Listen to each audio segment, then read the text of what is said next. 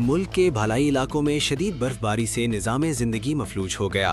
کئی مقامات پر رابطہ سڑکیں بند ہونے سے سیاح پھنس گئے۔ مختلف حادثات میں مجموعی طور پر 7 افراد جان کی بازی ہار گئے۔ ریسکیو 1122 کے مطابق خیبر کے علاقے باڑہ بٹاتل میں سخی گل نامی شخص کے مکان کا کمرہ بارش کے باعث گر گیا، جس کے نتیجے میں 5 افراد ملبے تلے دب گئے۔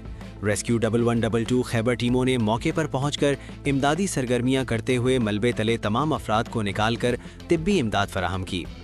بلوچستان کے شمال بالائی علاقوں میں برفانی طوفان کا سلسلہ جاری ہے۔ زیارت جانے والے سیاحوں کی درجنوں گاڑیاں کوئٹہ زیارت شاہراہ پر پھنس گئیں۔ چمن کے گرد و نواح میں 100 سے زائد سیاح گاڑیوں میں موجود ہیں۔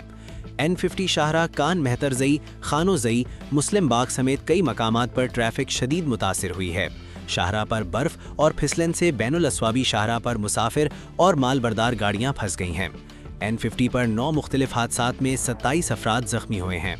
کوجک ٹاپ کے مقام پر شدید سائبیرین ہوائیں چلنے سے N25 کوئٹہ کراچی شاہراہ پر درجہ حرارت -12 تک گر گیا۔